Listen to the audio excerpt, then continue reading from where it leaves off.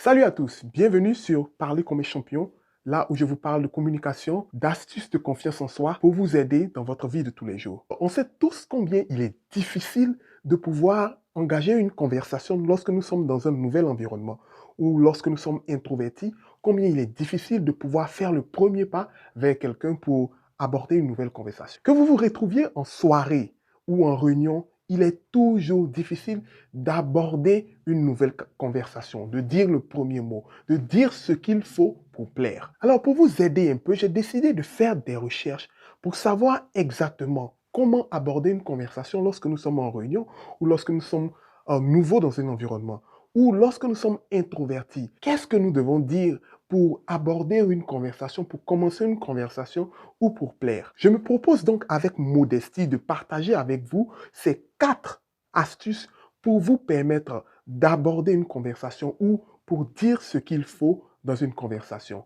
Projecteur.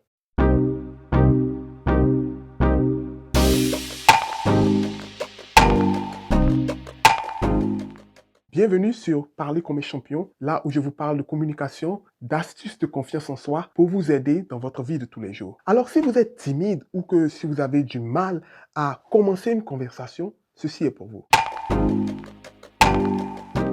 Alors, la première des choses à faire, la première astuce, lorsque vous voulez aborder une conversation, vous voulez commencer une nouvelle conversation, c'est d'abord de ne pas s'inquiéter de ce que vous allez dire.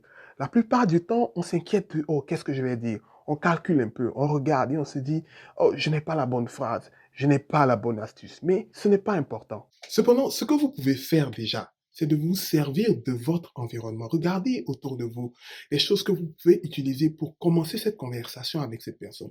Je vous donne un exemple simple. Vous vous trouvez sur la plage et vous voyez quelqu'un de très intéressant, une belle personne qui regarde la mer, qui ne s'occupe de rien. Et vous voyez, vous voulez parler à cette personne. Alors, la meilleure des choses à faire, par exemple, c'est de s'approcher de cette personne et lui dire, waouh, vraiment, très belle vue sur la mer. Vous voyez, vous ne pensez pas d'abord à ce que vous allez dire, mais vous servez de votre environnement, de ce qui est factuel dans l'environnement pour aborder, pour connecter avec cette personne.